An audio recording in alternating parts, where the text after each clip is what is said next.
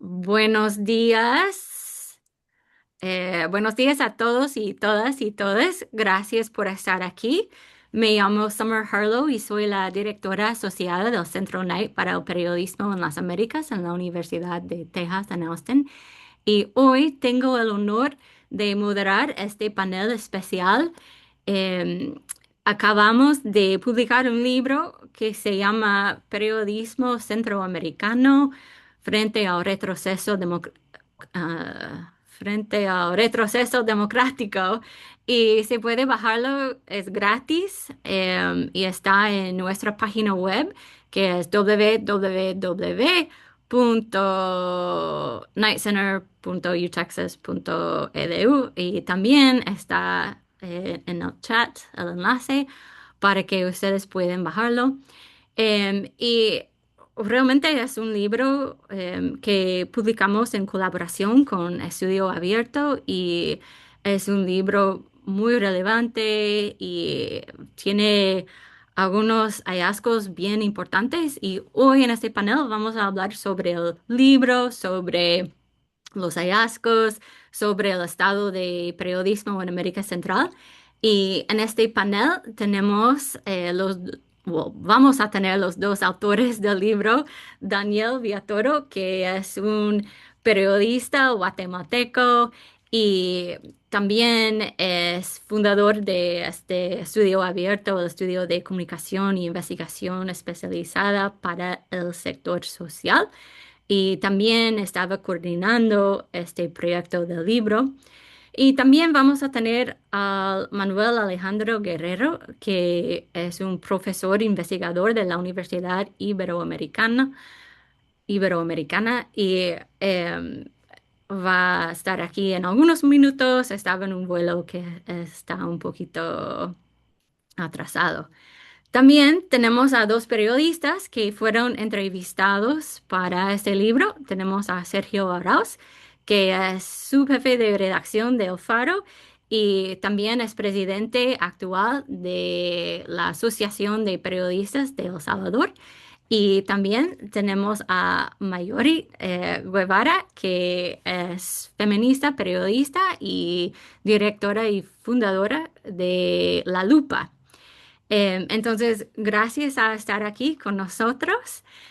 Hoy vamos a tener una conversación. Tengo algunas preguntas para todos ustedes y después vamos a tener un poquito tiempo para responder a algunas preguntas de la audiencia.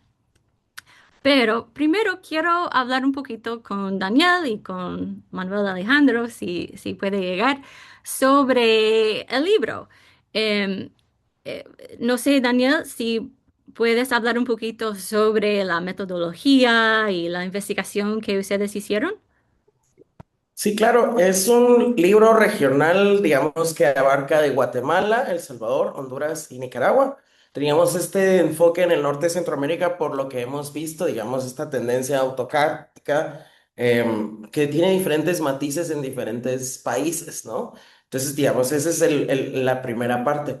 Y luego, cuando nos tocó ver qué podíamos hacer en materia de metodologías de investigación, llegamos a que la mejor manera de entender esto era desde diferentes sectores. Entonces hicimos 10 entrevistas expertas por país, entonces son 40 entrevistas en total.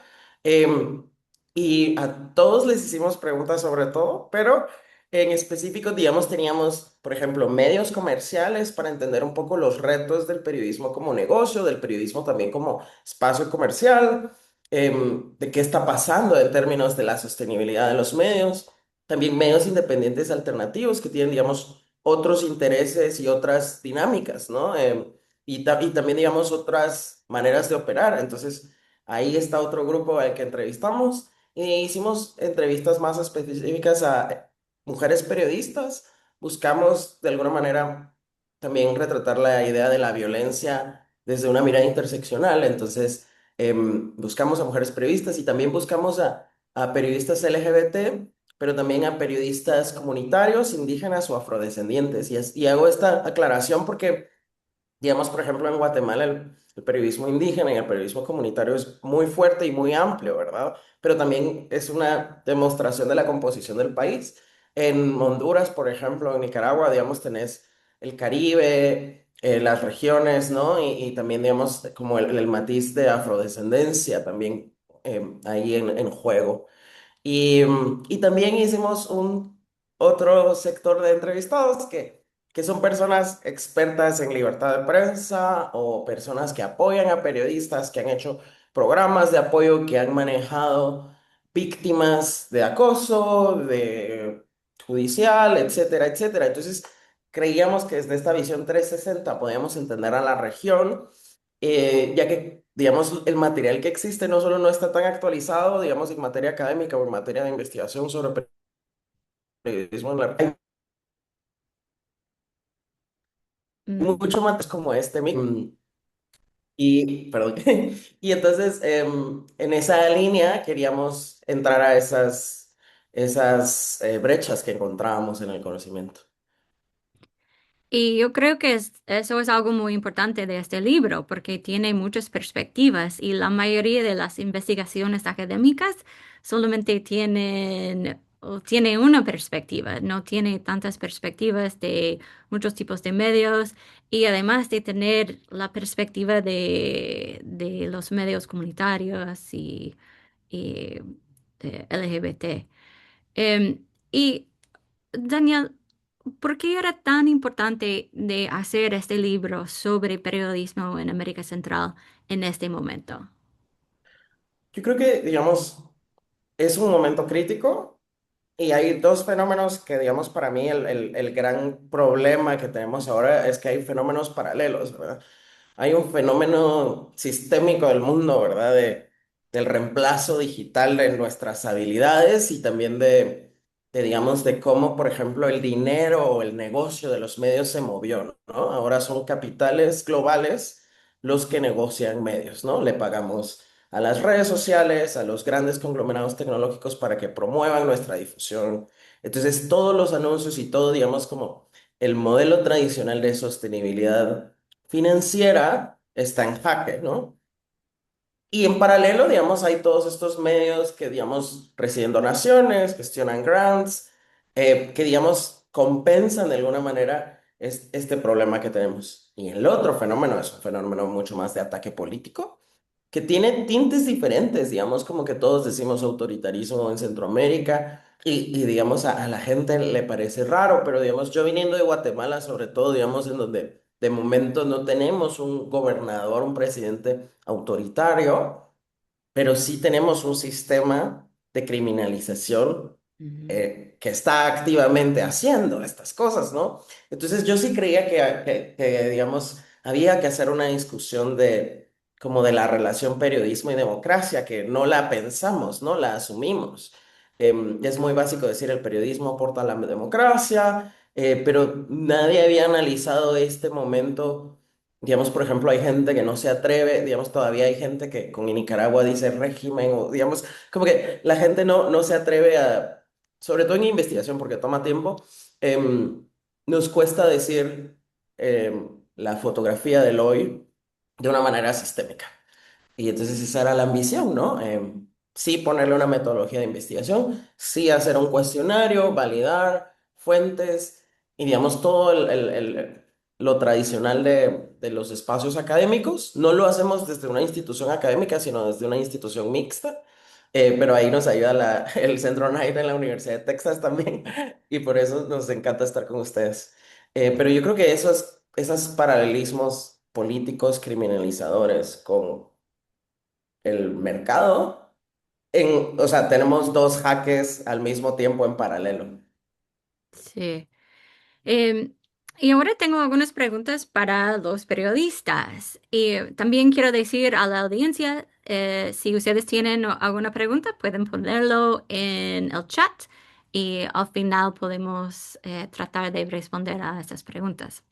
Pero para Sergio y Mayuri, em, no sé si ustedes pueden compartir un poquito sobre cómo es el estado de periodismo en sus países ahora.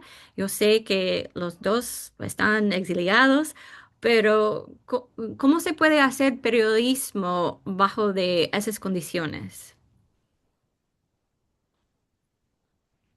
En el Eh, caso de eh, Nicaragua, perdón, Sergio, en el caso de Nicaragua, hacer periodismo es imposible estando adentro de Nicaragua. No existe un periodismo libre en Nicaragua, lo que hay es persecución, criminalización, confiscaciones y cárcel en contra de las y los periodistas independientes. Lo único que existe en Nicaragua es un aparato propagandístico de la dictadura de Daniel Ortega y de Rosario Murillo, que cuenta además con la asesoría de Rusia y de China. El periodismo nicaragüense está, como ya lo mencionaste vos, estamos exiliados en su gran mayoría. Hay alrededor de 300 periodistas y periodistas hombres y mujeres de prensa que estamos en el exilio, tanto en Estados Unidos en su mayoría como Costa Rica, donde esté el foco, y luego España y algunos otros países de Europa. En Nicaragua, como podemos ya conocer un poco, no hay tampoco acceso a fuentes oficiales. Desde 2007, cuando retornó Daniel Ortega al poder, pues ya se venía hablando, Rosario Murillo lo anunció, de que iba a promover una comunicación incontaminada, y eso significaba, ¿verdad?, que fue limitando las declaraciones, las ruedas de prensa para las y los periodistas, pero también nosotros tenemos una ley de acceso a la información pública que jamás tuvimos la oportunidad de ponerla en práctica porque nunca las solicitudes que se hicieron sobre esta ley nunca se dieron respuesta a ninguna de las y los periodistas que lo hicimos desde los medios que en ese momento estábamos trabajando. Y en ese sentido, pues no hay un solo resquicio que digamos de libertad de prensa en Nicaragua. El periodismo lo que hay es pues estamos en resistencia, es un acto de resistencia cívica al final que hacemos de informar a una ciudadanía que está con miedo, pero que necesita más que nunca de esta información. ¿Y Sergio? Pues la situación es distinta a la de Nicaragua. Qué bueno que Marjorie, de hecho, comenzó con el planteamiento, porque justamente este año en El Salvador sí cambiaron las cosas de forma muy dramática y de forma imprevista para muchos de los periodistas de El Salvador. El ecosistema de medios y de periodistas de El Salvador es muy amplio. No, por eso voy a hablar de que lo que sucedió en El Salvador este año tiene que ver con un grupo de periodistas que se exiliaron, fueron más de 50. El registro que hay entre la APES y la Red Centroamericana y otras organizaciones que registran casos es de 53. La APES solo la organización que dirijo registró 43 este año. Y en ese sentido, el perfil del periodista que se está exiliando es el periodista que tiene que decidir entre dos cosas: o quedarme callado, o autocensurarme, o seguir ejerciendo mi trabajo sin el temor a las repercusiones. Y en ese sentido opta por tratar de mantenerse vigente como periodista, haciendo su trabajo desde fuera o desde donde pueda. En ese sentido, el sector más afectado es el que, digamos, que comparte el principio ético de fiscalización del poder, o que hace un periodismo más complejo. No quiero decir que mejor ni nada, sino que más complejo en el sentido de investigación, largo aliento, especialización, porque en este sentido también muchos de los periodistas y de las periodistas que salieron son especializadas en medio ambiente, en género, digamos, cosa pública muy particular, de verificación de datos. Entonces, salieron los que el presidente Bukele consideraba sus principales adversarios y enemigos. Y en ese sentido está el periódico en el que yo también estoy, El Faro. Y El Faro, voy a decirlo, también salió en su totalidad casi en este año.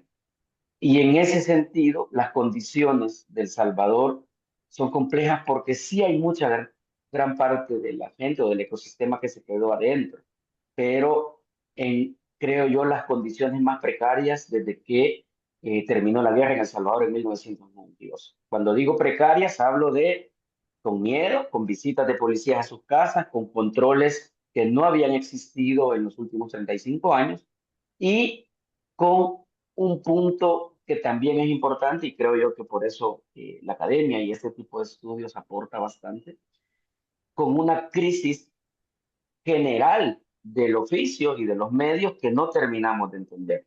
Es decir, que tiene que ver con el financiamiento, pero también que tiene que ver con la forma en que entendemos nuestro trabajo, ¿sí? O con lo que nuestra audiencia entiende que tiene que ser nuestro trabajo. Y en ese sentido, este año creo yo que es un año de ruptura y también de replanteamiento de todas las organizaciones, de todos los periodistas y del oficio en sí mismo, al menos en El Salvador.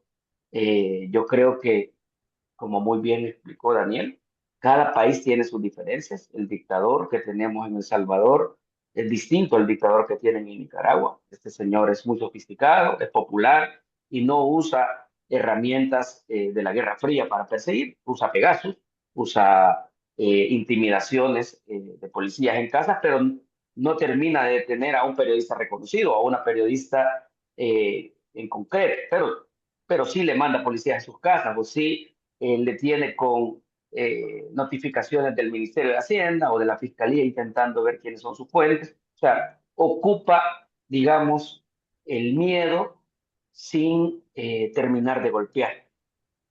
Eso al menos hasta este momento.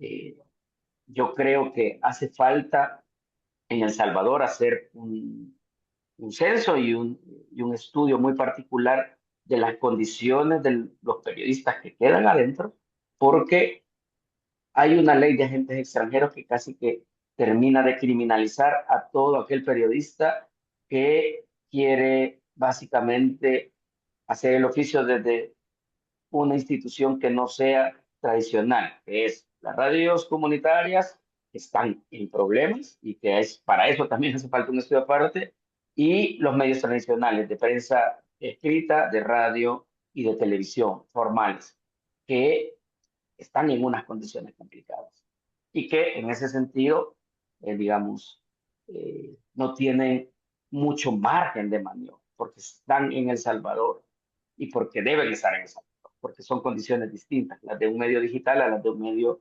tradicional como la televisión, Sí, que depende de una concesión del Estado o de la radio. Yo sí. me quedaría por acá y Bueno, entonces, ¿qué estrategias han resultado más efectivas para mantener la independencia y la credibilidad en un entorno hostil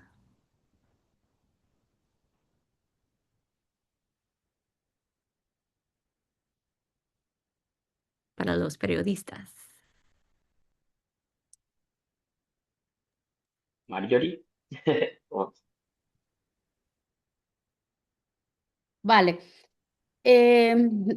Bueno, como ya mencionabas al inicio, bueno, yo soy presidenta fundadora de La Lupa.press, que es un medio con perspectiva de género, en el que, bueno, hacemos trabajo periodístico con rigor, el mismo periodismo que hacemos, que se hace en todos los medios, nada más que desde una perspectiva de género como una herramienta para visibilizar las situaciones de las mujeres y de las disidencias sexuales.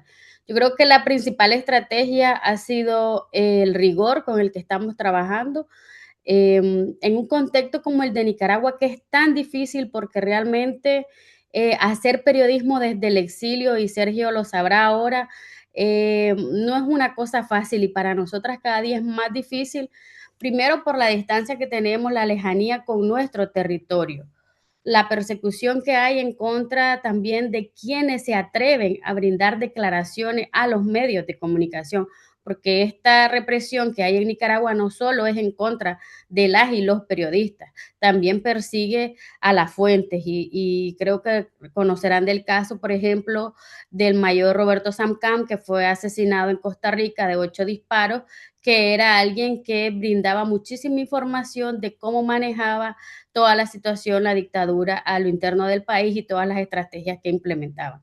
Ese es uno de los muchos ejemplos que podemos dar de asesinatos, pero también de persecución transnacional que está viviendo no solo el periodismo, no solo los defensores de derechos humanos, sino también ciudadanía que se atreve también a brindar declaraciones. Entonces, hasta estas estrategias nosotros hemos trabajado, primero yo creo y mencionaría el rigor periodístico, apegándonos a los hechos, a la verdad, lo básico del periodismo, digo yo, de primero de periodismo, pero también hacer mucha colaboración.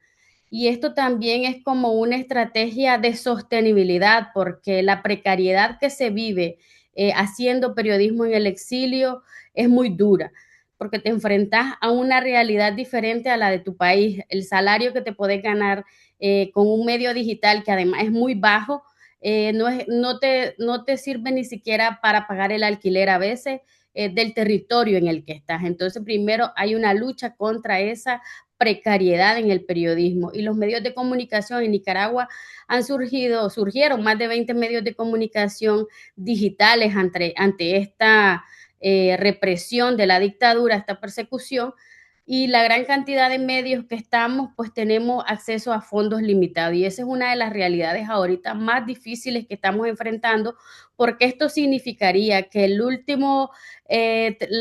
última trinchera de resistencia que está quedando para Nicaragua, que es el periodismo, podría ir desapareciendo. De hecho, esta semana que pasó, periodistas y comunicadores independientes de Nicaragua, que es una asociación que representa al gremio, presentó un informe sobre las condiciones en las que viven las y los colegas periodistas en el exilio, y se hablaba de que más de un 60% está abandonando la profesión. Y eso significa una gran pérdida para la defensa de la libertad de prensa en Nicaragua, y una gran pérdida, bueno, para nosotros mismos como medios de comunicación, que de hecho ya cuando se te va un periodista estás en el dilema de ahora cómo repongo a este periodista, no solo por los fondos, sino también porque muchos periodistas ya no quieren ejercer la profesión. Entonces, hemos estado haciendo también mucho periodismo colaborativo, no solo entre los medios nicaragüenses, sino entre medios regionales cada vez más, porque sostener el medio cada vez es más difícil, porque podés tener un panorama más amplio también, y también considerando la realidad de Centroamérica, de la que ya hablamos, y de lo que dice el libro, esta publicación, que tiene que ver con una política autoritaria en la región, que en cada una tiene sus propios matices, pero pues que va encaminada hacia este autoritarismo. Entonces yo resaltaría esos dos: siempre trabajar con la misma rigurosidad y los elementos básicos de primero de periodismo, y luego el tema de colaboración entre medios y entre periodistas. Gracias. La colaboración es bien importante y es algo que he escuchado desde muchos periodistas exiliados. Sergio, no sé si quieres agregar algo. Sí, algo que tiene que ver con, es una estrategia en estos momentos. Yo creo que la mayoría de medios y de periodistas, y voy a hablar de los medios principalmente, se está planteando formas de sobrevivir. Y en ese sentido, eh, por, digamos, las condiciones de los periodistas en Centroamérica, sobrevivir equivale o significa muchos sacrificios, y en ese sentido yo creo que eh, lo que se está haciendo es pensar fuera de la caja. Es decir, y porque al menos en el caso de El Salvador, todas estas personas que salieron, más de 50 personas, o los periodistas que han salido, tienen características distintas. ¿Sí? Porque hay, digamos, no es o sea, el Faro, por ejemplo, tiene a sus periodistas trabajando todavía y pensando, porque tienen un salario, digo, pensando en periodismo, es decir, y pensando en formas de mantenerse vigentes desde afuera. O sea, vigentes es cómo seguimos siendo relevantes para nuestra audiencia en El Salvador, aunque el Faro, digamos, tiene una línea de trabajo en Guatemala, para Centroamérica tiene una cobertura, estuvimos en las elecciones en Honduras, y tiene una misión centroamericana o regional, pero el Faro responde, digamos, a una audiencia importante en El Salvador. Nació en El Salvador y se considera un periódico que tiene la vocación de responderle a su audiencia en El Salvador, a contar la dictadura. Y en ese sentido, nuestra pregunta principal es cómo seguimos siendo relevantes para nuestros lectores y nuestras lectoras en El Salvador, desde el exilio. Y esa pregunta es la que todavía no hemos respondido, pero estamos encontrando formas, y ahí entra el punto de la colaboración. Es decir, eh, hemos, digamos, tenido distintas conversaciones de aliados y aliadas nicaragüenses, periódicos que ya pasaron por esto, periodistas que ya pasaron por esto, Venezuela, Cuba, cómo hacer periodismo para tu país en condiciones no solo de exilio, sino que también más complejas que el exilio, pero es sobrevivir. Y en ese sentido, yo creo que lo de la colaboración tiene que ser algo que esté apegado, y aquí es donde, para callarme y no quedarme yo hablando mucho, creo que tenemos que organizarnos y aliarnos en base a nuestros intereses y orgánicamente. O sea, no podemos construir alianzas a la fuerza, solo porque hay un fondo. Creo que eso es algo que uno termina con medios peleados o que se terminan de fracturar o con malos entendidos que al final terminan no haciendo lo que principalmente quieren, que es hacer un buen periodismo y el mejor periodismo. Entonces, en ese sentido, yo creo que el ecosistema de periodistas y de medios tiene que organizarse y tiene que buscar alianzas para hacer periodismo colaborativo, pero de forma orgánica y natural, que no sea pegados a la fuerza porque hay un fondo de cooperación, porque eso creo yo que también puede acelerar. Y hablando de las estrategias, hay una pregunta interesante en el chat de Rogelio Ríos, y se trata de la IA.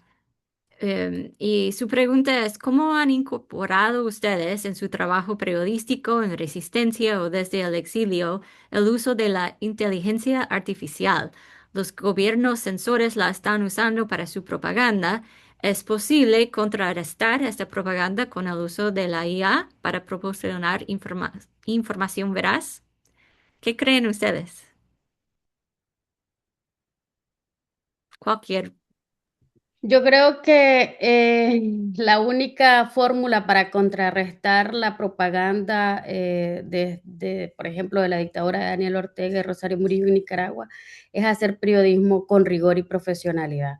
O sea, la IA es una herramienta que nos podría o nos puede o nos facilita algún tipo de trabajo, pero la IA no es en sí el periodismo que nosotros hacemos. La IA es una herramienta para, por ejemplo, qué sé yo, revisar algún tipo de información o buscar información dentro de Internet para tenerla más consolidada, más que la herramienta propia de trabajo. Al menos nosotras la utilizamos de esa forma, más que sea esos vicios que lamentablemente también algunos medios están eh, eh, desarrollando a partir de la IA. ¿Y esto por qué se dan estos vicios? Bueno, también porque como no tenés tanto personal para trabajar, podés decir, bueno, le meto esta información al chat GPT y me hace una nota y ya resolví y produzco 10, 15 notas en el día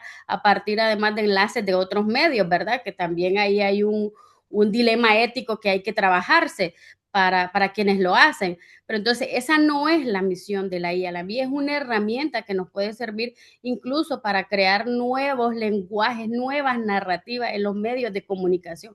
A nosotros como periodistas nicaragüenses que enfrentamos el obstáculo de no tener acceso a información pública, pero para nada, información oficial para nada. No hay bases de datos, no podemos ver contratos, no podemos ver los presupuestos, cómo son utilizados al detalle. Eso no está público para la población nicaragüense y obviamente tampoco para los periodistas. No existe esa información. Entonces, a partir de la IA y de las herramientas que existen, nosotros, por ejemplo, hemos tenido que crear nuestras propias bases de datos.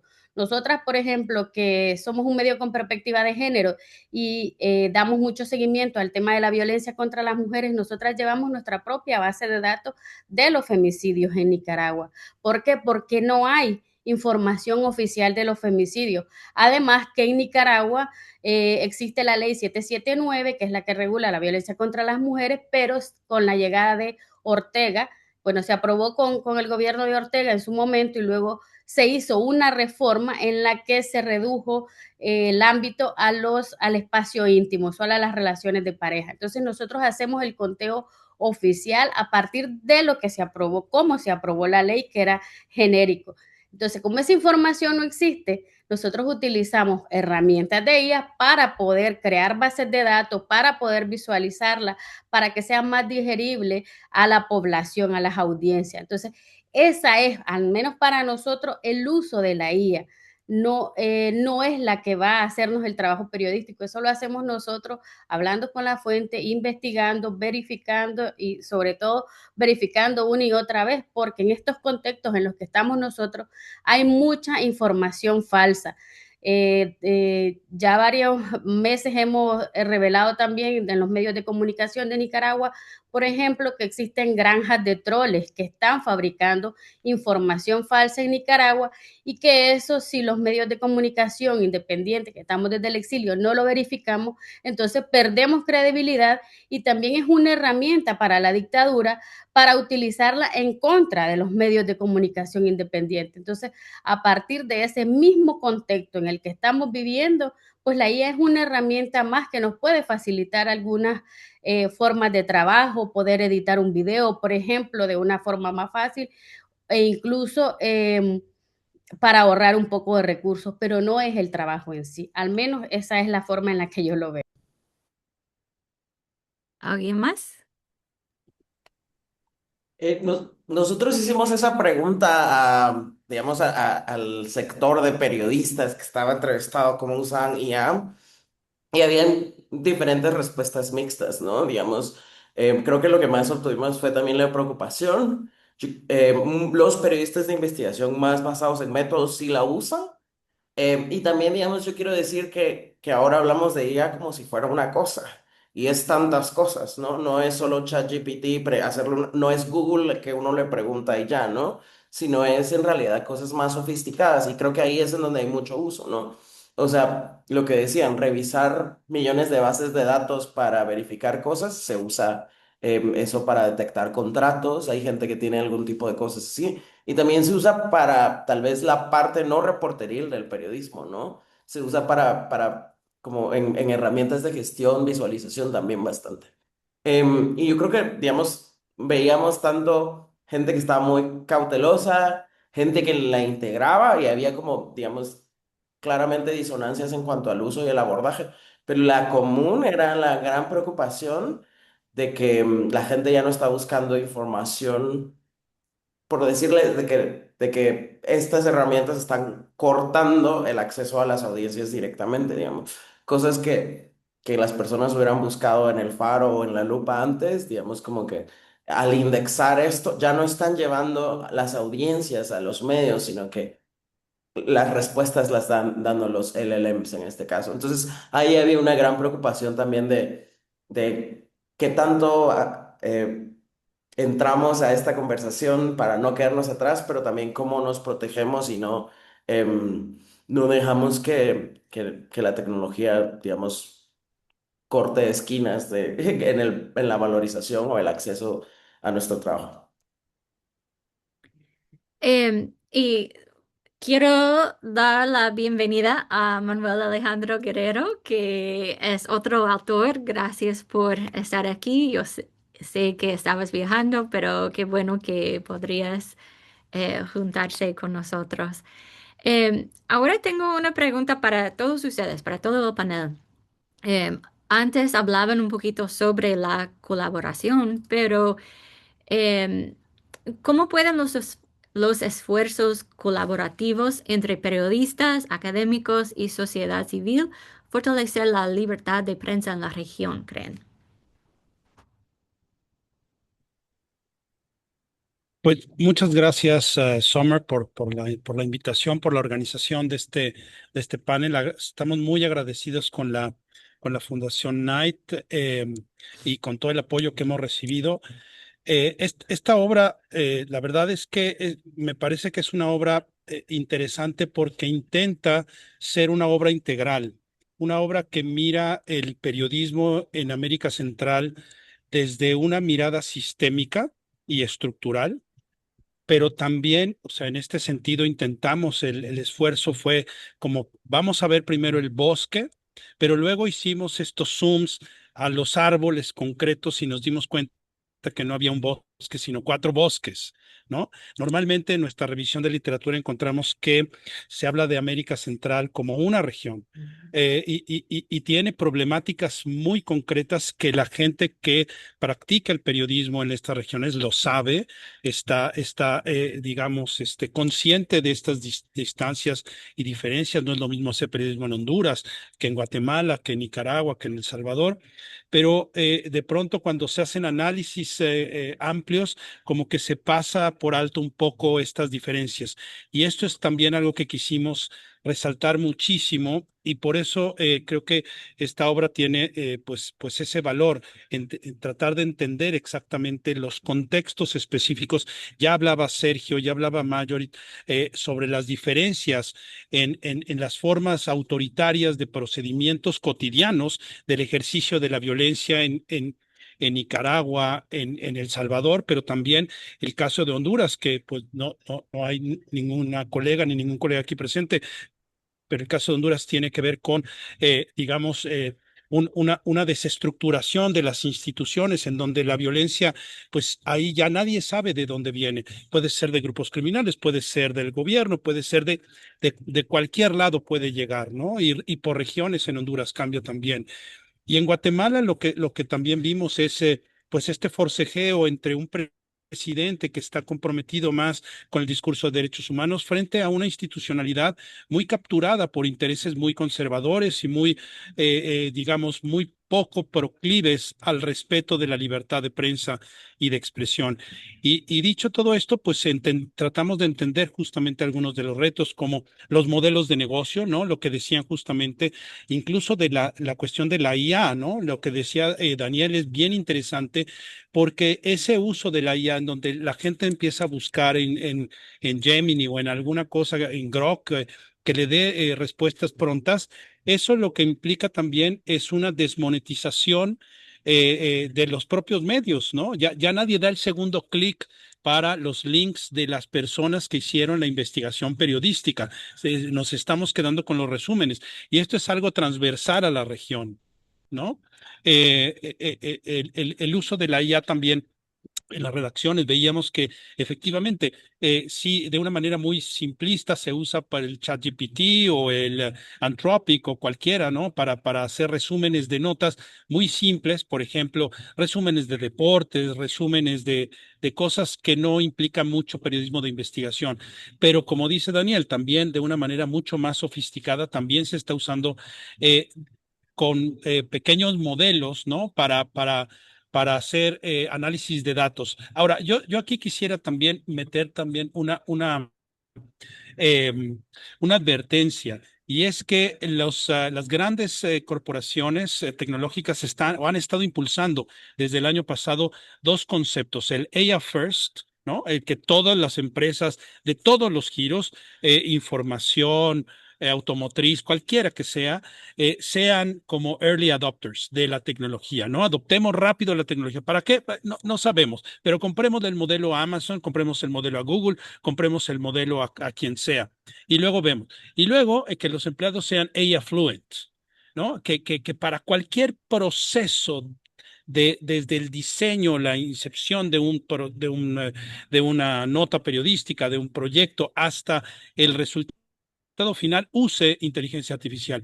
Y aquí es donde tenemos que ser un poco más críticos, tomar distancia y meter estos conceptos de alfabetización mediática, informacional, digital, etcétera, para saber también en qué momentos no usar la inteligencia artificial, porque como decía Mayori, tiene también implicaciones éticas, ¿no? Entonces, creo que la obra, no quiero ser repetitivo y decir cosas que yo no había llegado, ¿no? Cuando estaban ya iniciando el webinar, pero también hay un foco importante del libro y es que nosotros pusimos el foco en minorías, pusimos el foco en comunidades indígenas, pusimos el foco en grupos LGBTI, pusimos el foco en mujeres y descubrimos también una cosa que en la academia normalmente no se visibiliza tanto y es el hecho de, como decía Mayorit, cuando haces periodismo desde el exilio, no solamente es la cuestión de que te cierran a ti, sino atacan tus fuentes, pero también las amenazas a las familias que se quedan. Y sobre todo para las mujeres, esto tiene una implicación enorme porque muchas mujeres hemos visto que dejan de practicar o se les vuelve bien difícil seguir siendo periodistas en el exilio, porque tienen que mantenerse, tienen familias, tienen etcétera, que hacen que el asunto sea doblemente difícil para ellos. Entonces, hay un foco como en varios árboles que son importantes revisar de la obra y al final también algunas sugerencias y recomendaciones que no vinieron de nuestras brillantes cabezas, desde luego, sino de las vivencias, de las experiencias y de las recomendaciones que las propias colegas periodistas y los propios colegas periodistas en las regiones y en los países nos sugerían. Gracias. Gracias a ti. Em, y yo creo que ese libro es un buen ejemplo de un esfuerzo colaborativo que tal vez podría ayudar en fortalecer la libertad de prensa.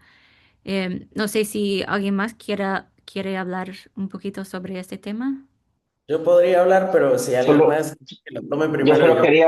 solo quería agregar algo sobre la inteligencia artificial, que es algo muy sencillo. Yo creo que muy bien ya se ha dicho que es una herramienta, yo creo que es una herramienta. Y creo yo que antes de usarla, así, esa es como una política que hemos adoptado en el foro, antes de usar algo tenemos que entenderlo. Si no terminamos de entenderlo, no lo vamos a usar bien.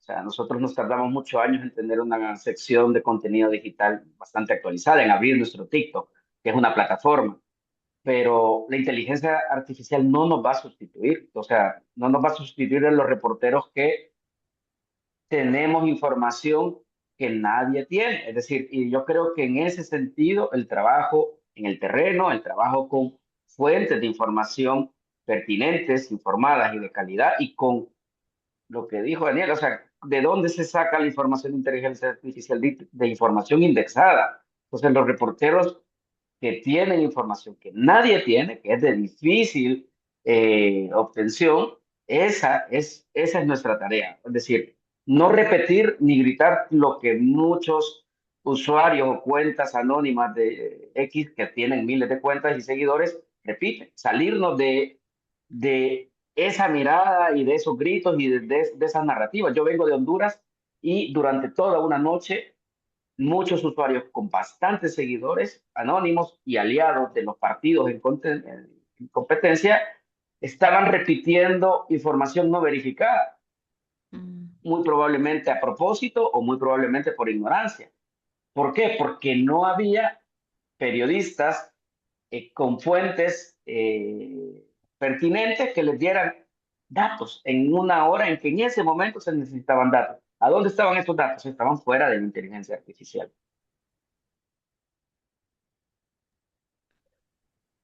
Somer, tú hablabas de los esfuerzos colectivos y aquí yo voy a ser una persona sin vergüenza y voy a promocionar el libro porque a eso estamos.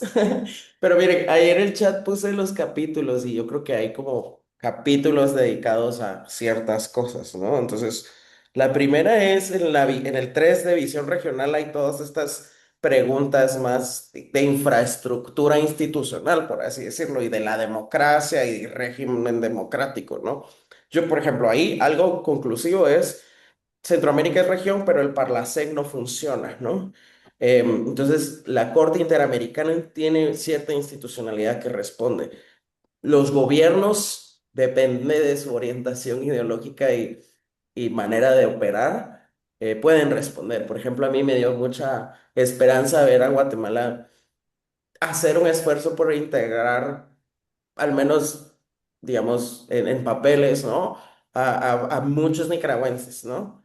Yo creo que la implementación, no tengo todo el detalle, pero digamos, siempre se pueden hacer más cosas, ¿no? Y es un reto fuerte, pero solo el decir, aquí pueden venir, vamos a recibirles, esa es una cosa, ¿no? Y yo creo que ahí es en donde tú ves que cómo la región puede en realidad funcionar como región.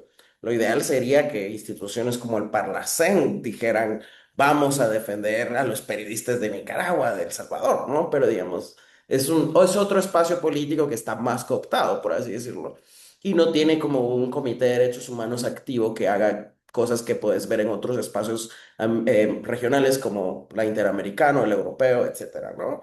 Entonces ahí ese sobre las instituciones. Más de eso, capítulo 3. Luego, tú hablabas de la colaboración y sí es inspirador y digamos como que van a ver, tenemos más cosas para lanzar sobre esto, pero no queríamos definir a Centroamérica como la tragedia nada más, porque uno, o sea, yo creo que en los premios en español hemos visto que periodistas de todos los países de estos se han ganado los mejores premios a mérito. Y hay unos méritos, por decirlo así, más de logro en derechos humanos, hay otros que son en logro técnico, investigativo, otros en logro narrador. Pero ese nivel de talento existe en Guatemala, El Salvador, Honduras y Nicaragua. Ese reconocimiento, yo creo que la región se puso al día.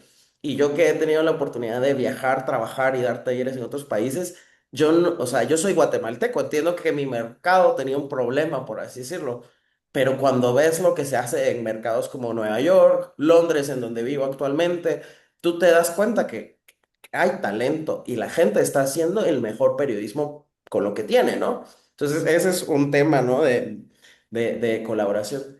En el capítulo 6 nosotros activamente hablamos de las maneras de resistir y ahí hay mucha más creatividad y mucha más solidaridad y mucha inspiración. Sergio aquí representa la APES, que yo como guatemalteco digo, siempre fue el referente. En Guatemala hay algo que digamos que surgió más tarde, que era no nos callarán ante algunos de los problemas institucionales de los colegios y del gremio para organizarse, ¿no? Y que también es otra institución que se puede cooptar, digamos, ¿no? Y justo Marjorie mencionó al PCIN, ¿no? Entonces, digamos, todas estas cosas existen y hacen cosas buenas. Ahí está la red centroamericana. Entonces, eso, si quieren saber el detalle de eso, está en el capítulo 6. Y la última es en el capítulo 7. O sea, algo que hicimos muy bien y, digamos, fue preguntarles qué hace, porque el chiste de este libro era que le funcionara a quienes operamos cosas de periodismo en la región. Hay gente que alguien en una universidad lea esto y diga que no estoy viendo, cómo no estoy ayudando a esta crisis que hay, que cooperación lo lea y diga esto hay que apoyarlo, esto podemos incentivar, cómo estamos respondiendo a esto. Entonces ahí hay críticas muy directas a cómo se diseñan los apoyos a periodistas y también, digamos, se habla de factores clave. Entonces yo creo que si juntan dependiendo del área que les interese y luego leen esos factores claves y recomendaciones, como que uno puede decir, hay una respuesta. Pongo un ejemplo muy sencillo. Yo he tramitado muchos fondos de emergencia. En nuestra mente te dicen fondos de emergencia, ¿no? En el fondo de emergencia, una emergencia puede durar más de un año, ¿no? Pero el trámite, digamos, emergente incluso a veces es más de un año, ¿no? Entonces tú decís una emergencia, pero es que está alguien, como decía Sergio, la policía está en la puerta, ¿no? Entonces, tú tenés que rediseñar cosas, repensar cosas para apoyar esta situación emergente y no si te das cuenta digamos, tus formas o tus mecanismos no se integran a la realidad. Y yo creo que ahí también es un llamado, que creo que hay como mucho agradecimiento a la colaboración que se ha podido hacer con instituciones internacionales, cooperación, etcétera, pero también un llamado a ponerse lo más pilas que puedan en su trabajo y desechar aquellas estructuras que, digamos, no funcionan y no responden al momento crítico, ¿no? Entonces ahí hay mucho feedback, ¿verdad? De decirle a los medios, ustedes que han hecho estos proyectos, ¿qué no les gusta? En términos comerciales, ¿qué problemas han tenido con anunciantes? ¿Qué no entienden el mercado, ¿no? Cosas así. Entonces yo creo que todos podemos rediseñar desde nuestro espacio cosas para que la región esté mejor. Y Y, gracias por las preguntas. Estoy tratando de responder algunas que son más directas ahí en el chat a todos quienes nos están oyendo. Gracias. y en el libro hay algunas recomendaciones. No sé si ustedes pueden darnos, y todos ustedes, darnos algunas recomendaciones prácticas para periodistas y redacciones que operen bajo una presión autoritaria.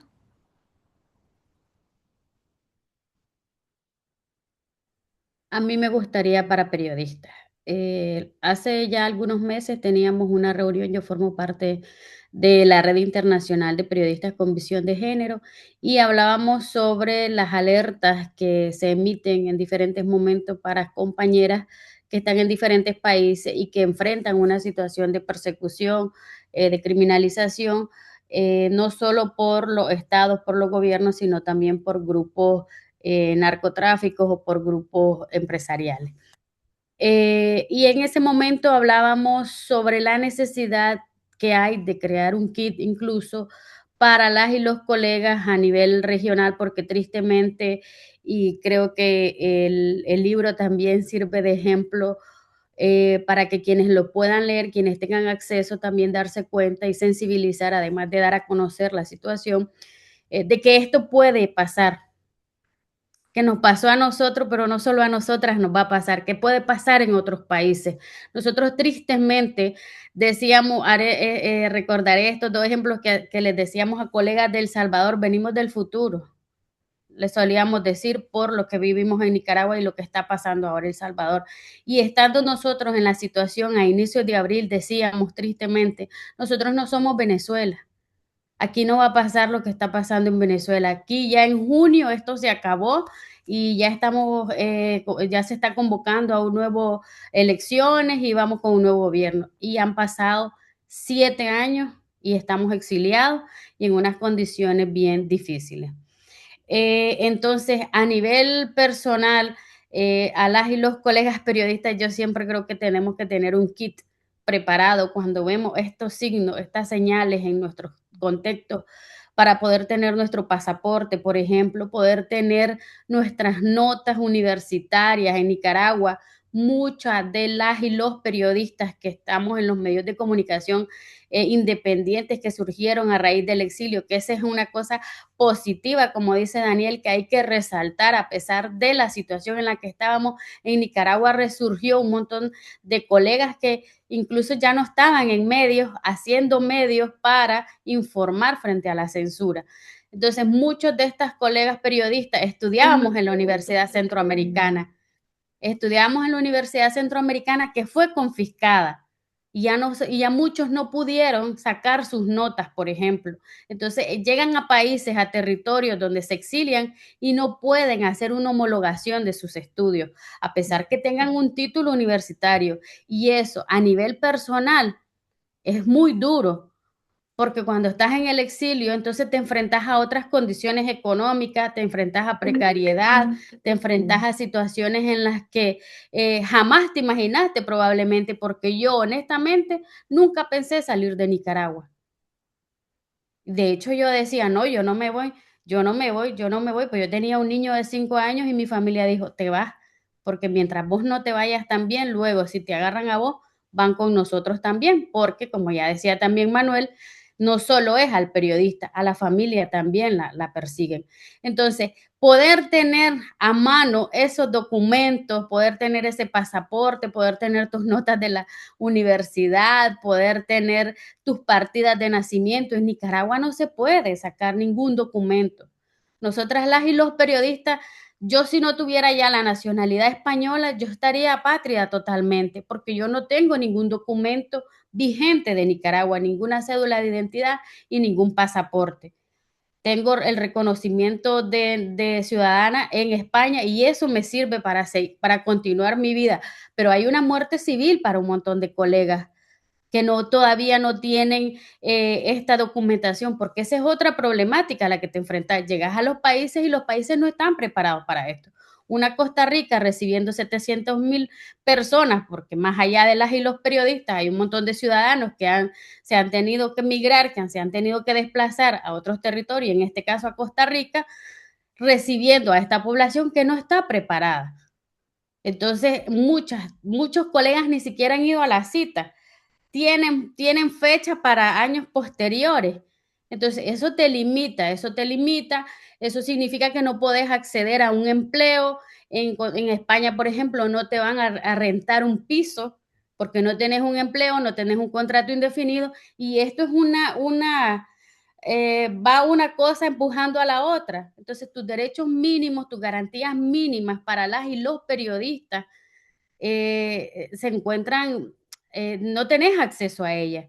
Entonces, esas condiciones que no nos imaginamos, que decimos no, no va a pasar, no, yo sí creo que hay que decirle y decirlo cada vez más y contarle a los otros colegas, esto está pasando, esto te puede pasar, tenete listo esto, porque si pasó en Nicaragua, si ha pasado en Venezuela, si ha pasado en Cuba, puede pasar en otros países. Y está pasando en otros países.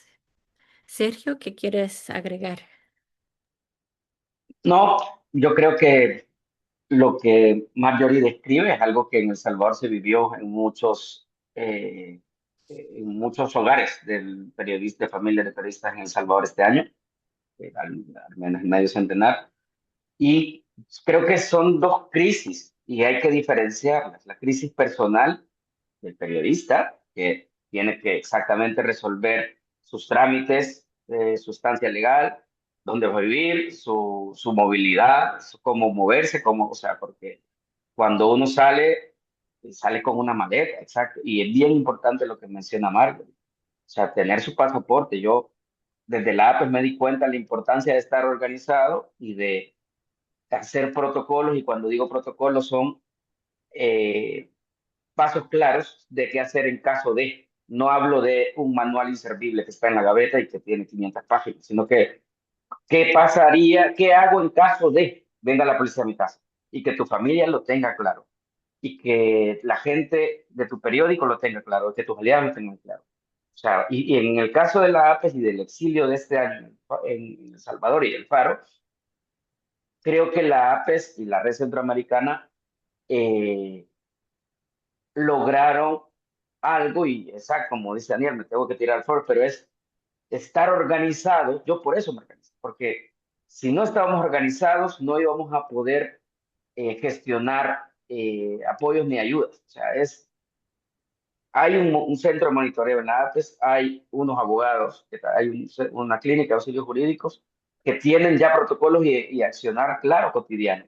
Y tenemos un mapa completo, diría yo, porque sé que hay seguramente un subregistro de gente que no está en nuestro mapa y que salió, o sea, más, pero tenemos casi que el mapa completo de quiénes son los que salieron, en qué condiciones salieron, dónde están, quizás alguno todavía lo tengamos, y el seguimiento a su caso. O sea, hay casos, entonces documentados. Para cuando se gestionan apoyos y posibilidades de apoyos, sabemos quién puede necesitar un tipo de apoyo o qué tipo de apoyo necesita. En ese sentido, la organización nos sirvió, o sea, ver el futuro, como dijo Marjorie, nos sirvió anticipar, nos anticipamos mucho en El Salvador. Por eso creo yo, cuando me preguntan muchos con mala fe de la gente que apoya ciegamente al presidente o troles o audiencia, me dice, pero no hay ni un periodista preso, porque no nos dejamos meter presos, o porque estamos organizados para que no nos metan presos. Eso. Sí.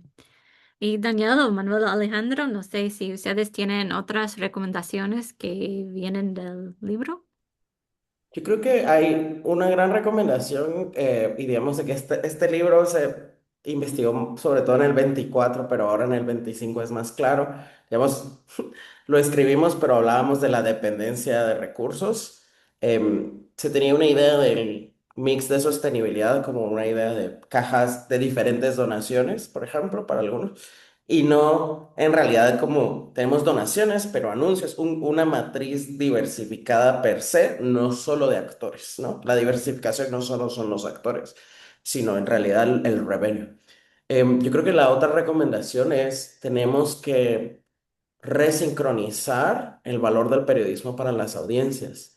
Em, y yo creo que ahí hay, pues, cuando muchos medios hablan de información y en realidad con tanta información que hay, ahora en realidad el valor del periodismo se tira más hacia el servicio de análisis e investigación, que por ejemplo, digamos, los medios que están acá y muchos de los que entrevistamos enseñan bien, ¿verdad? Pero a veces el punto de venta o digamos la comunicación o el argumento no es ese, ¿verdad? Seguimos hablando de información, ¿verdad? Y no es información pura y dura, en realidad lo que la gente hace es muy sofisticado, entonces por eso se tiene que pagar, se tiene que apoyar, se le tiene que donar, etcétera, ¿no? Entonces hay que hablar en realidad de esa parte sofisticada, ¿no? Hay gente que hace lo mismo que muchos de estos periodistas hacen y le llaman business intelligence y cobran una suscripción mensual a todas las empresas del país, ¿no? Entonces, eso yo creo que ahí hay una gran recomendación que creo que tal vez porque vivimos en una Centroamérica que de alguna manera con todos los problemas que ha tenido también ha sido apoyada, se nos ha olvidado a veces por decirle no renunciar del todo a convencer al mercado capital y no renunciar de todo a las personas de a pie, que es lo otro que digo, ¿no? De recordarle a la gente por qué podría ser importante y también recalibrar nuestros productos si sabemos que aportan, ¿no? Por ejemplo, digamos con lo del exilio estamos informando a nicaragüenses en Nicaragua, estamos informando a salvadoreños afuera, cómo nuestra audiencia también ha cambiado. No sé, pero, o sea, lo digo porque esos son los países que están aquí representados, pero yo creo que también hay que repensar cuál es el servicio informativo o cuál es el valor agregado que le podemos dar a la dieta informativa de una persona en las condiciones que estamos, ¿no? Y yo creo que ahí también pongo una nota nos hemos dado cuenta con la represión, cómo hay gente, no creo que sean masas, pero podría ser una masa crítica más grande que va a defender a sus medios. Y yo lo digo, Sergio me conoce mucho, pero por ejemplo a mí, mi papá sabe que yo he trabajado colaborado en muchos proyectos con el Faro en mi vida. Y mi papá me pregunta, ¿y cómo están los del Faro? De vez en cuando, o sea, así. Y él es guatemalteco, ¿no? O sea, es un señor normal, digamos, no estudió ciencias sociales, no trabaja en nada de esto, ¿no? Pero tiene esa idea de que esto pasó, ¿no? Entonces yo creo que así como mi papá, existe mucha gente que ante lo que pasa les preocupa y si podemos de alguna manera incentivar esas audiencias a apoyar de una manera más directa, em, sería interesante, ¿verdad? Porque tal vez si mi papá apoyara, sabría qué le está pasando al Faro y no me preguntaría a mí, por ejemplo, ¿no? Y yo creo que la otra es la de la colaboración. Yo creo que todos, o sea, todos deberíamos de pensar cómo está nuestro gremio. Yo, por ejemplo, apoyé a fundar No Nos Caerán cuando estaba en Guatemala. Y yo creo que todos deberíamos dedicarle un ratito a llenar los formularios, dar nuestro feedback, si nos toca voluntariar, porque nadie nos va a salvar. O sea, lo que ha demostrado los casos que tenemos aquí, que son personas que se salvaron, ¿no? Y que de alguna manera ante las cosas más horribles que le pueden pasar a una persona, han logrado salir adelante. Pero yo creo que si lo hacemos de una manera más integrada, colectiva, consciente, y no desde la urgencia, sino en realidad desde construir para el futuro, no solo resolver la herida del momento. Esa es una gran recomendación y yo creo que son lecciones que Centroamérica no es el único país con un giro a la autocracia, ¿no? Entonces, no son los únicos países, entonces sirven mucho. Y mencionaste esa idea del valor para el periodismo, eh, que creo yo es bien importante. Y hay una pregunta relacionada con eso, de Roger Lindo en el chat. Y su pregunta es, ¿ha cambiado la percepción de los periodistas y el oficio periodístico entre la población en El Salvador? Y podremos agregar a Nicaragua también. Porque él dice, hace 10 o 15 años la prensa en ese país obtenía los más altos niveles de credibilidad y respeto. ¿Qué datos o percepciones tienen ustedes en la actualidad sobre cómo son vistos? Y yo me acuerdo que hace 10 o 15 años la gente de El Faro era casi famosos.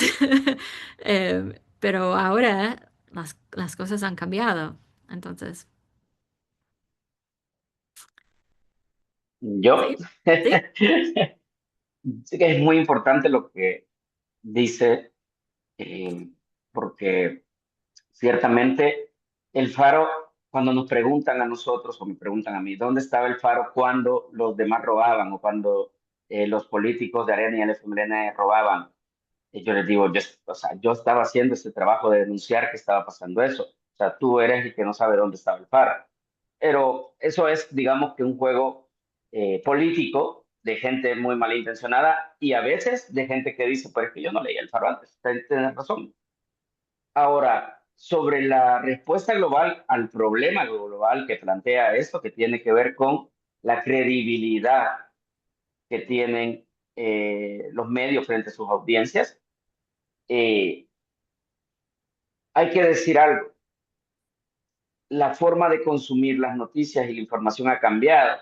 Y los políticos, y Nayib Bukele es uno que ha dado clases de eficiencia de cómo eh, controlar la narrativa desde fuera de los medios. Creó su ecosistema de medios. Es decir, hay un canal nacional muy popular, hay un periódico nacional que no sé qué tanto se vende, pero es impreso, y hay cientos de miles de cuentas que son famosas no solo en El Salvador, sino que en el mundo. Yo cuando voy, o sea, este año he estado viajando mucho, siempre el del Uber, y Nayib Bukele, ¿cómo está? O sea, ahora, eso no tiene que ver con hacer un buen trabajo periodístico, o sea, es con tener detrás a un experto que eh, le aporta muchos millones de dólares a Facebook, a Instagram, a tal, y que sabe hacerlo, que sabe básicamente meter su narrativa, es decir, mandar mensajes claros a ciertas audiencias, a los señores de 50 años que solo se informan a través de Facebook, a la gente joven que se informa a través de Instagram, a los muchachos que solo están en TikTok. Entonces, lo que quiero decir para resumir es, el Faro en este momento eh, se replanteó su modelo, es decir, su modelo de informar. Tenemos una sección de contenido digital muy exitosa. El 1 de mayo publicamos un video, un guión de una investigación de largo aliento que se hizo en video. Es un video de 1 hora y se hicieron 3 partes y tiene más de 2 millones de vistas. Por eso nos exiliamos, porque el presidente perdió la narrativa durante 5 días, porque toda la gente estaba diciendo, sí, ya ven, ahí están los mareros, diciendo que sí pactaron con Bukele, porque vieron las pruebas, porque usamos su formato, pero no lo podemos hacer siempre por 2 razones, porque no siempre vamos a tener estas pruebas para mostrarlas de esta forma. O sea, pero lo que quiero decir es que el periodismo que se hacía hace tantos años tenía que ver con que el modelo estaba en esas condiciones en El Salvador al menos. Había instituciones nacientes que se estaban fortaleciendo, había una democracia en prueba, porque El Salvador no venía de una democracia. En 92 tuvimos acuerdos de paz de finalizar de guerra y tuvimos 30 años de ensayo democrático. En 30 años no se pueden probar ni fortalecer instituciones. Entonces, y los partidos de la Guerra Fría intentaron entender el juego de la democracia y en ese sentido se interesaron en entender cómo funciona el periodismo. O sea, porque hay algo que hay que decir. Cuando el Faro decía, hay jefes de la policía involucrados en narco, yo firmé una investigación de esta, nosotros le hablábamos al jefe de la policía para decirle, mire, queremos entender y dar que nos dé su versión siempre. O sea, y había posibilidades de comunicación. El presidente Bukele es anular completamente y es más efectivo porque tiene recursos, porque entiende mejor esto, pero también porque lo hace con mala intención. Los periodistas no tenemos mala intención. Entonces, no se puede cambiar eso. Y no es que seamos impopulares porque el periodismo que se hace en Centroamérica y en El Salvador es malo ahora. Es porque los políticos han entendido y han sabido, como cambió el mapa, a manipular mejor a la audiencia, porque ya no necesitan grandes maquinarias, no necesitan meterle mucha publicidad a un diario tradicional ni a una televisión. Cambió el mundo y eso creo yo que ha hecho que sea más fácil mentir. La mentira es mucho más barata que la verdad. Entonces, y la verdad es mucho más barata ahora también. Entonces los políticos nos inundan y por eso somos impopulares los periodistas. Es un reto. Sí, claro. Mayori, ¿quieres decir algo? Sí, bueno, yo creo que en el caso de Nicaragua, pues lamentablemente muy difícil podríamos tener como un estudio de percepción de la ciudadanía sobre las y los periodistas. Sin embargo, creo que con hechos hay cuenta de que el periodismo en Nicaragua pues tiene una alta credibilidad.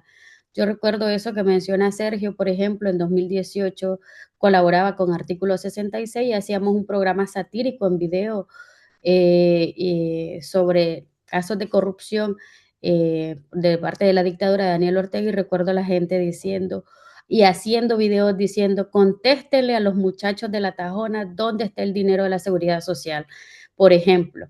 Entonces, había desde ese entonces, los medios de comunicación han tenido, ¿verdad?, bastante credibilidad.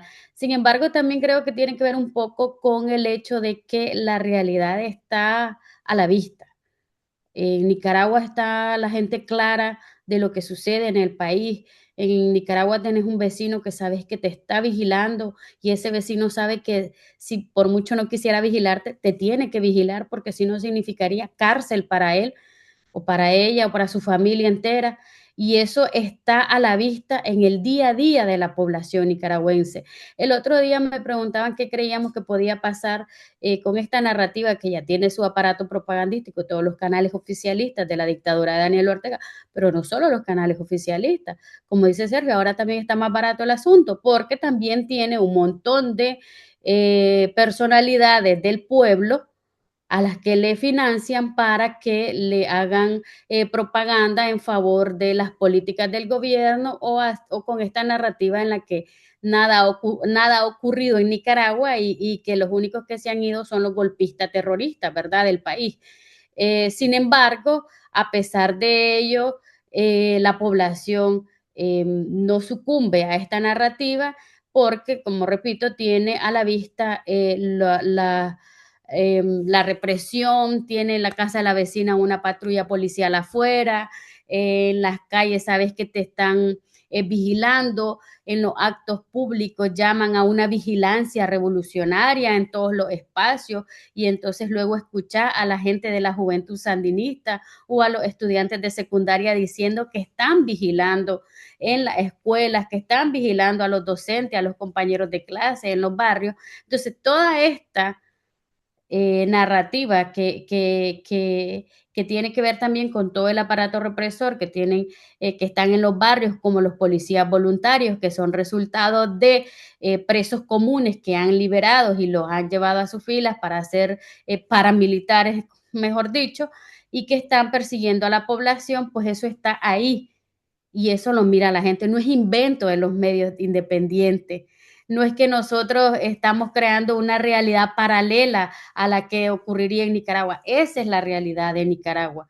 Y ahora hay nuevos medios chinos y rusos y también se preguntaban en algunos momentos si creíamos que esto iba a reforzar la narrativa del régimen. A eso llega, pero insisto, que la realidad es otra y es tan palpable para cada quien, incluso para familias que nunca tuvieron nada que ver, familias que han salido, que salieron muchos años antes del país, que ahora no pueden retornar, que se les bloquea el regreso a Nicaragua en los aeropuertos. Entonces, esa es una realidad en las familias nicaragüenses, más allá, ¿verdad?, de todo el tema económico, de toda la inflación, de todo el costo de la vida que está más alto, la falta de empleo, la precarización, que eso no lo inventamos los medios de comunicación, eso está ahí, un Daniel Ortega y una Rosario Murillo que controlan todos los poderes del Estado y que hacen con Nicaragua lo que se les antoja. Entonces, frente a esa realidad también y el trabajo que con las uñas, literalmente, hacemos los medios independientes por evidenciar, por conseguir pruebas de esto también, pues yo creo que a partir de ahí, pues los medios de comunicación tienen una buena percepción por parte de la ciudadanía.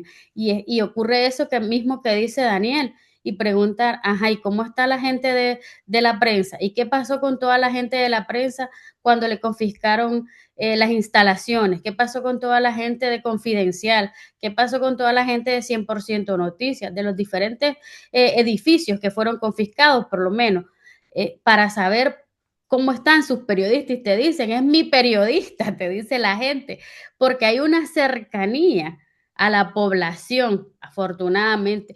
Cada vez podemos decir que va siendo más difícil por la misma situación, la distancia, por toda la nueva realidad del periodismo, pero siempre se trabaja en tener esa cercanía a la población. Y yo creo que también la población nicaragüense es muy tradicionalista también, ¿verdad? Y frente a toda la situación que hemos vivido, Sergio habla de 30 años de práctica de democracia. Nosotros tuvimos 16. ¿Qué hacemos en 16? Y hemos vuelto a esta situación. Entonces, los medios de comunicación además han sido y siguen siendo esa última trinchera que nos va quedando frente a la represión de la dictadura que ya ha silenciado un montón de voces y que también pues ahora amenaza con violencia transnacional y ya pues había comentado algunos ejemplos sobre eso. Pues ya está acabando nuestro tiempo, pero yo sé que Daniel quiere decir algo rapidito en el último minuto. Yo también Gracias. quisiera decir algo muy, muy breve, pero Daniel, adelante.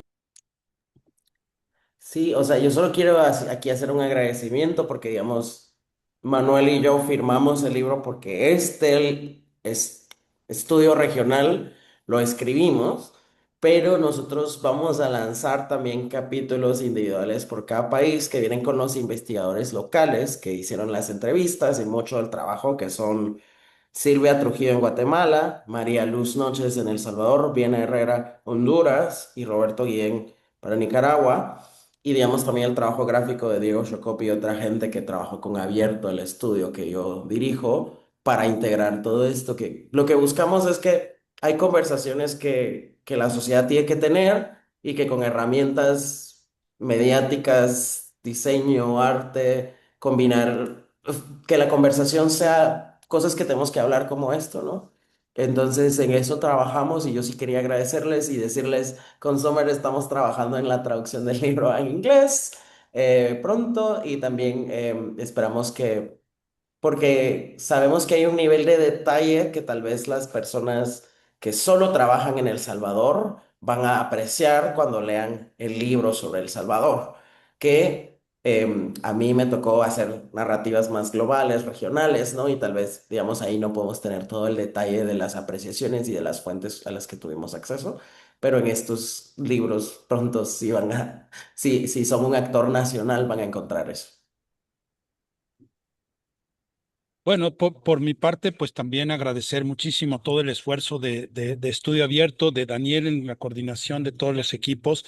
Y como él dice, pues ahí estaba a lo que yo me refería con hacer el suma a los árboles, ¿no? Hay mucha información nacional que pues será de interés para cada persona en sus países cuando la podamos ya publicar, pero aquí hay una visión panorámica que no deja de acercarse también a los casos específicos y yo cerraría con una nota muy esperanzadora, porque al final es un libro que cierra con esta idea de que es posible hacer buen periodismo contra todo viento y marea, contra las condiciones horribles que muchas veces se están viviendo en algunos de estos países.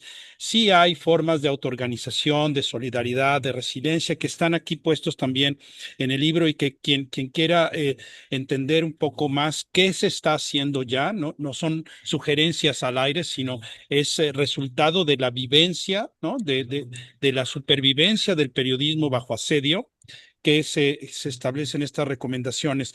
Y sobre todo creo que lo que deja el libro es la idea de un periodismo más necesario que nunca.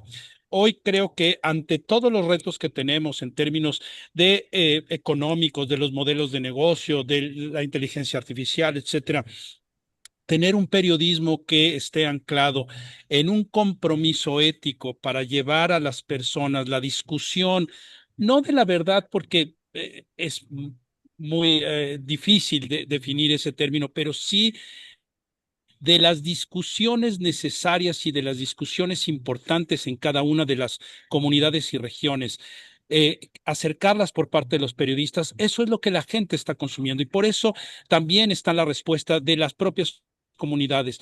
No solamente es el cuestionamiento de los poderes centrales en Nicaragua, que son tremendos, o en El Salvador, sino también es cómo traduces esa complejidad para las comunidades y ahí es donde el periodismo se hace necesario y es la razón por la cual la gente lo sigue consumiendo, sobre todo en una época en donde yo creo que estamos transitando también por el uso de la tecnología y muchas razones, de un momento casi de fake news a un momento de fake reality, en donde la tecnología también nos puede hacer o convencer de que ciertos eventos nunca existieron. Y ahí es donde el periodismo juega un papel fundamental.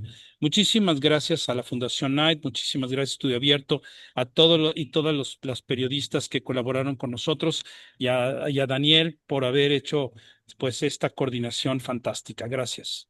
Y también a Sommer y al equipo del Night Center que han sido de mucha ayuda y que, bueno, es un ejemplo también de colaboración regional de los que estábamos hablando. Pues gracias a todos los y las panelistas de hoy. Yo creo que las palabras de Manuel Alejandro son una buena manera de cerrar este panel porque es una nota positiva. Hay esperanza y podemos ver la importancia de los periodistas y los medios independientes que están haciendo un trabajo muy importante ahorita. Y también quiero recordar a la audiencia que se puede bajar gratis el libro página web y también el webinario de hoy va a estar en nuestra página y también hay otro webinario de hace una semana o 2 semanas con periodistas exiliados que también está disponible en nuestra página si ustedes quieren ampliar su conocimiento del contexto de la región. Pues muchas gracias otra vez a los panelistas. Fue un honor tener a ustedes y feliz día a todos y todas. Tengan buen Feliz día. día. Salud. Bye.